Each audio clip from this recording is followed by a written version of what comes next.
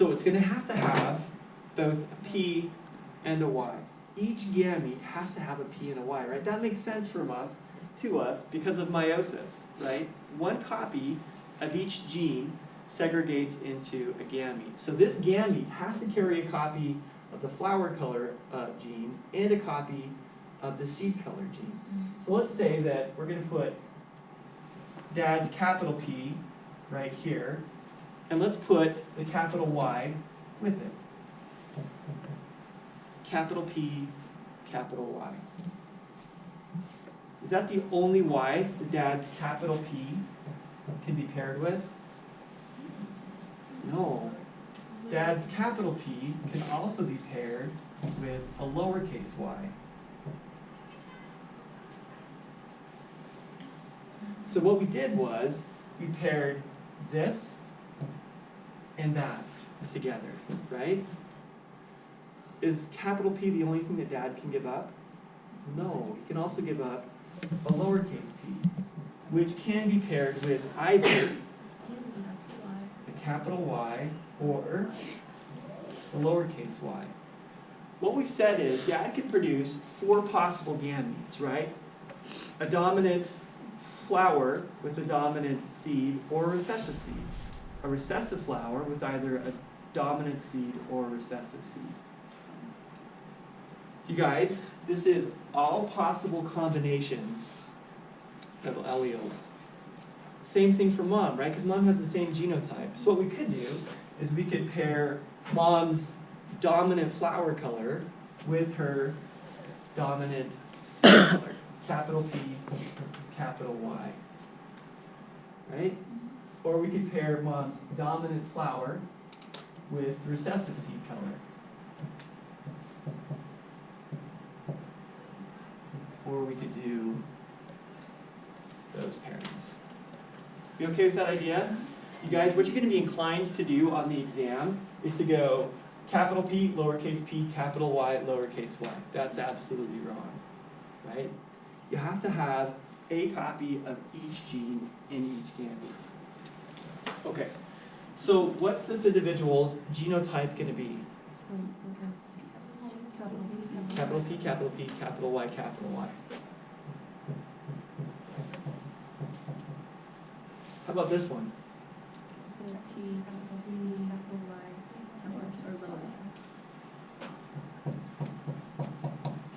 Capital P, lowercase, capital Y, lowercase y.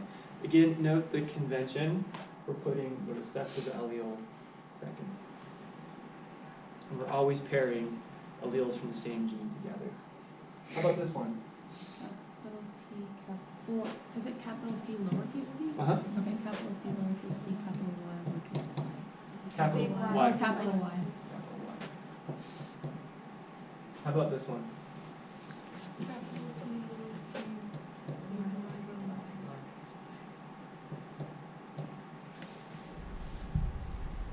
You okay with that so far? Okay, how about this one? This one?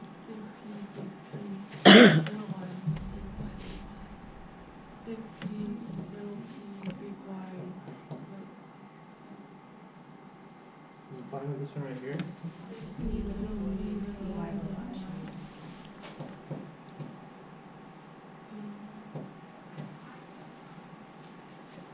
We're good so far? Okay. Halfway there. How about this one?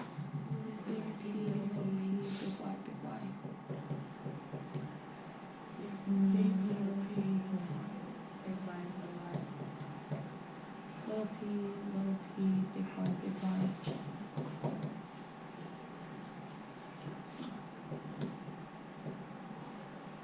Right? Okay, last row. Big P, little p, big Y, little y. Big P, little p, little y, little y. Little p, big Y, little y. Little p, little y, little y. What are the possible phenotypes of those individuals?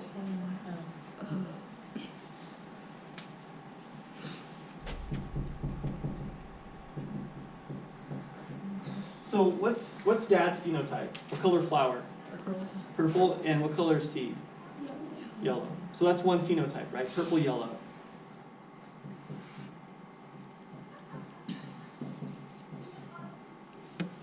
What are the other possible phenotypes?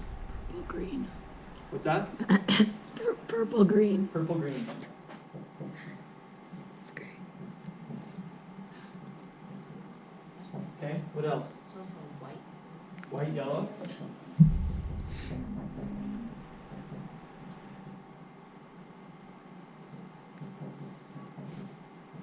White. Okay, this is true if independent assortment actually works, right? If genes are all assorting independently from one another, we could potentially have offspring with all four of these genotypes and phenotypes. So the question is, what is the phenotypic ratio of those four phenotypes? So what we're going to do is I'm going to point to a square, and you're going to tell me if it's this first phenotype, purple and yellow. And if it is, I'm going to mark it with a little blue dot. Okay? Yes. Yes. Yes. Yes. No. Yes. No. Yes. Yes. No. No. Yes. No. No. No. Sounds like we're in a cult. Okay, so how many purple, yellow individuals are there? 9. 9, right? 1, 2, 3, 4, 5, 6, 7, 8, 9. 9 of those. That's going to be our ratio. So, how many purple green? So I'm going to mark these with the red one. Purple green? Yes. Yes. No. No. Yes. Yes, Yes. sorry, yes. No. No. No. So how many are there? 3. And now white and yellow. Mark these with orange. Yes. Yes. No. Yes. Read those. And then how many white greens? So, what Mendel assumed was that if genes really assort independently, we ought to come up with a 9 to 3 to 3 to 1 phenotypic ratio. That is, there ought to be all possible phenotypes present, and they ought to have that ratio. That is his second law, which is the law of independent assortment. And he did that, he described that using the dihybrid cross. I can. Yeah, you bet. There's a really good chance that I'll ask you guys to do a dihybrid cross on the exam. I would never, ever ask you to tell me what the genotypic ratio is, but the phenotypic ratio is always going to be 9 to 3 to 3 to 1 if the parents are both heterozygous for both genes.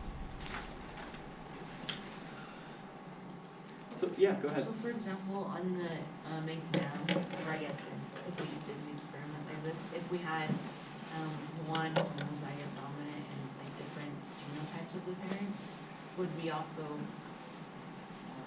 is that an example of one that we could do and then figure out the ratio ourselves? Say that again.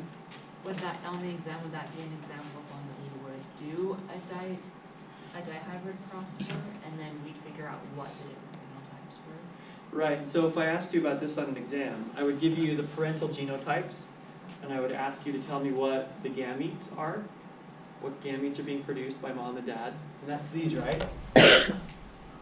What the possible phenotypes are, and what the phenotypic ratio is.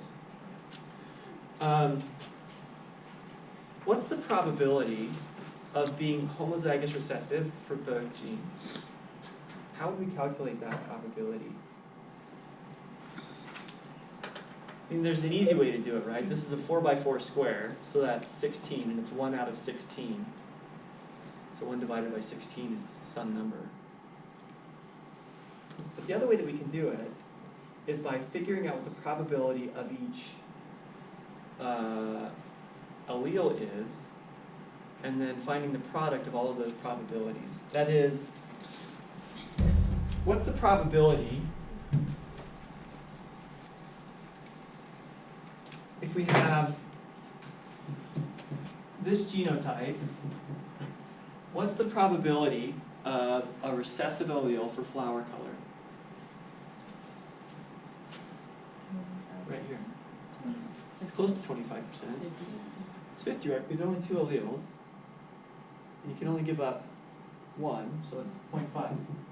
So the probability of that recessive allele is 0.5. How about right here? 0.5 as well, right? So if the genotype is this and this and this and this, then isn't the probability of that 0.5 times 0.5 times 0.5 times 0.5? Isn't that the probability?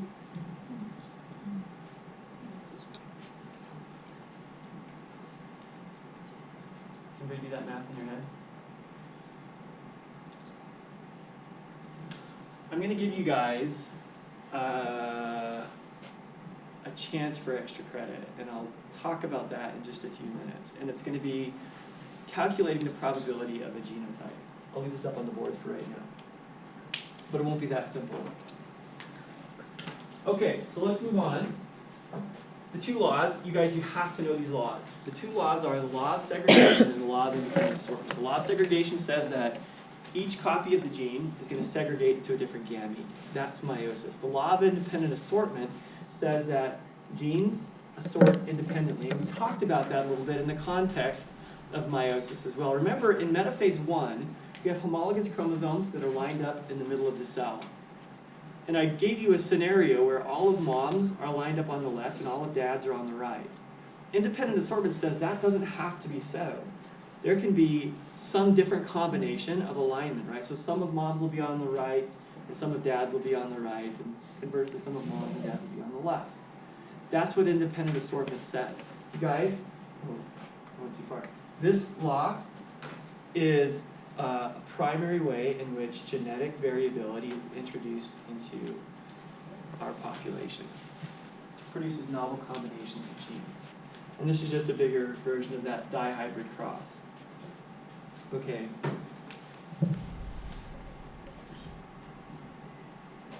So let's think a little bit, really quickly, about the hierarchical structure of protein construction and phenotypic expression. Fundamentally, we're a product of our DNA. And our DNA has approximately 3 billion nucleotides. Lots and lots of genetic material. In fact, if you were to stretch out in each cell all of your DNA, you would have about 2 meters of DNA in every cell, which is over 6 feet tall. Lots and lots of DNA. Those nucleotides are organized into 23 pairs of homologous chromosomes and distributed across those 23 homologous pairs. There's something like 20 to 25,000 different genes. Those genes code for some protein. And in a very unromantic, very scientific way to think about somatic and phenotypic expression, really the way we look, and to some extent the way that we act, is a product of proteins. It's just proteins. It's all of it. It's chemicals. So those enzymes are transcribed from genetic material, DNA and or RNA. Our ribosomes then take that transcription, right, and they make a protein from it, and then that protein spontaneously folds and allows us to express the characters that we express. You guys, I have hazel eyes because I have a protein in part of my eye that reflects a green color, and another part that reflects a brownish color. Some of you guys have blue eyes because there is a lack of those proteins, and in its place, a different protein that reflects kind of a bluish color. It's just protein expression. That's all it is. Okay. Oh, yeah, go ahead. Was that Yeah. like, that order might be in the exam? Probably not. I just want you to have an understanding of how it is we get from DNA to the way that we look. One of the things that we actively fight against, and we talked about this a little bit, right, in the context of cancer, is we actively try and fight mutation. A mutation is just some alteration in our genetic code, changing a single or multiple nucleotides. A really good example of a mutation that's been perpetuated throughout our genome is sickle cell anemia. I think we talked a little bit about sickle cell anemia earlier in the semester. Sickle cell anemia produces red blood cells that look like this, right? They have kind of a sickle-ish shape to them, instead of a circular shape like this. This is really, really good at carrying oxygen. This sucks. It's not very good at all.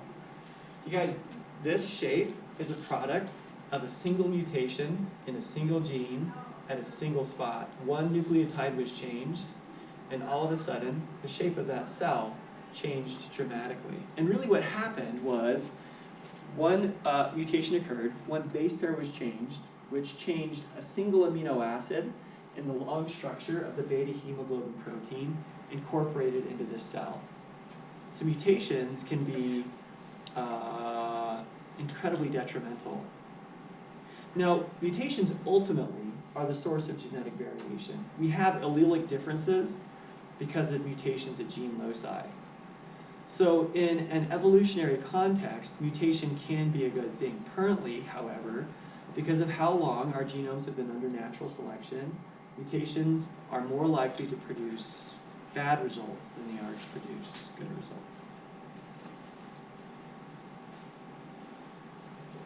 So mutations change DNA, which changes protein shape, and we know that by far the most important characteristic associated with any protein is its shape, right? Because that changes its biological activity.